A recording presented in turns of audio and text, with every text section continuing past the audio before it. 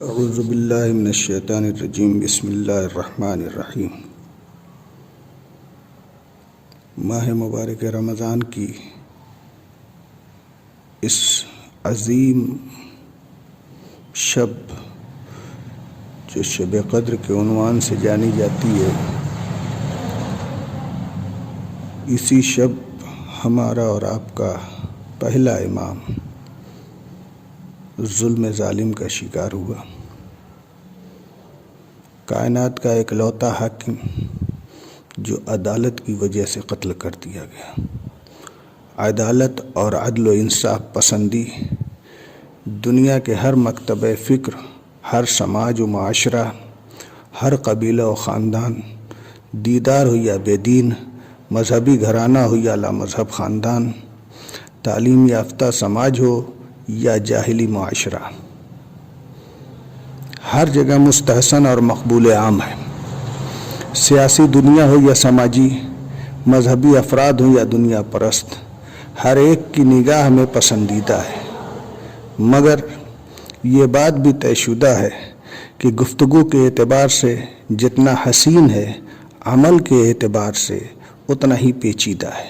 موانع و مشکلات، رکاوٹیں اور دشواریاں بہت ہیں، مگر یہ ساری دشواریاں ہماری اپنی ایجاد کردہ ہیں۔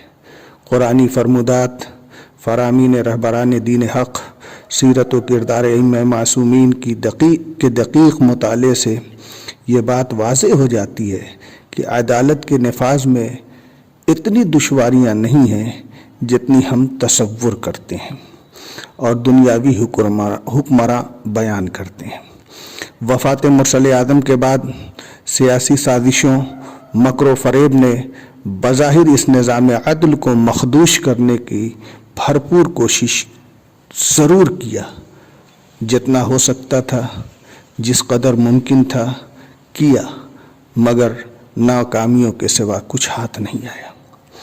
عرصہ دراز کے بعد جب پھر مرکز حضرت علی کے ہاتھوں میں آیا تو دنیا نے ایک بار پھر الہی نظام عدل کا حسین منظر اپنی نگاہوں سے دیکھا۔ تاریخ کا ہر طالب علم اس بات کی گواہی دے گا کہ عدالت علی کی ذات میں ایسا رچ بس گئی تھی کہ لوگ جب عدالت کا نام سنتے تھے تو ذات علی نگاہوں کے سامنے ہوتی تھی، اور مورخ یہ کہنے پر مجبور ہو گیا کہ محراب عبادت میں علی کا قتل عدالت کی وجہ سے ہوا۔ علی جس نے سماج کے بھوکوں سے اظہار ہمدردی اور معاشرے کے لاچار افراد کی پشت پناہی کی خاطر زرق برق زندگی کو ترک کر سادہ زندگی بسر کرتے رہے تاکہ سماج کے کمزور افراد احساس کمتری کا شکار نہ ہوں۔ آواز دیتے ہیں، اگر میں چاہتا تو صاف ستھرے شہد، عمدہ گیہوں اور ریشم کے بنے ہوئے کپڑوں کے لیے ذرائع مہیا کر سکتا تھا، لیکن ایسا کہاں ہو سکتا ہے کہ خواہشیں مجھ پر غالب آ جائیں اور حرص مجھے اچھے اچھے کھانوں کے چن لینے کی دعوت دے، جبکہ حجاز و یمامہ میں شاید ایسے لوگ ہوں کہ جنہیں ایک روٹی کے ملنے کی بھی آس نہ ہو اور انہیں پیٹ بھر کھانا کھانا بھی نصیب نہ ہوا ہو۔ کیا میں شکم سیر ہو کر پڑا رہوں درا حالے کے میرے گرد و پیش بھوکے پیٹ اور پیاسے جگر تڑپتے ہوں؟ وہ علی جس نے ارشاد فرمایا، کیا میں اسی میں مگن رہوں کہ مجھے لوگ امیر المومنین کہتے ہیں، مگر میں زمانے کی سختیوں میں مومنوں کا ہم شریک و ہمدم اور زندگی کی بدمزگیوں میں میں ان کے لیے نمونہ نہ بنوں۔ صحابی مولا سوید بیان فرماتے ہیں، ایک روز حضرت کی خدمت میں حاضر ہوا، دیکھا معمولی سی چٹائی کے علاوہ کچھ اور نہیں۔ عرض کیا، مولا آپ حاکم امت اسلامیہ ہیں، بیت المال آپ کے اختیار میں ہے، سفراء اور حکام آپ کے پاس آتے ہیں اور آپ کے گھر میں اس کے علاوہ کچھ نہیں۔ آواز دی، اے سوید، عقل مند ایسے گھروں میں اثاثہ جمع نہیں کرتے ہیں جو چند روزہ ہوتا ہے۔ ہاں، کائنات کا حاکم، ملک و ملت کی آسائش امنیت و رفاہ کی خاطر مظلومین کے دفاع، ستم رسیدہ کی دلجوئی کی وجہ سے ہمہ وقت مصروف عمل رہتا ہے۔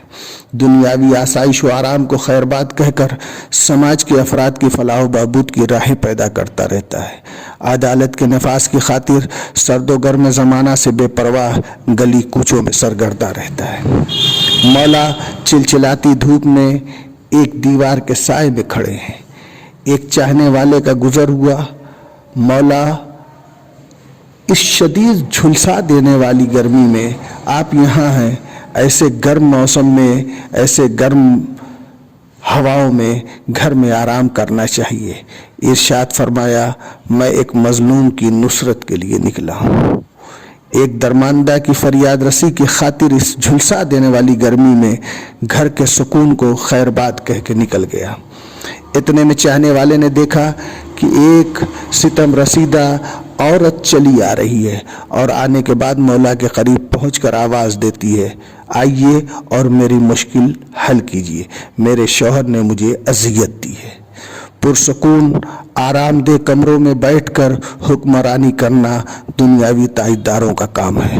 موسم سے بے پرواہ رعایا کے مسائل حل کرنے کے لیے اپنے سکون کو خیر بات کرنا، خیر بات کہنا، یہ علی مشکل کشا کا جگر ہے۔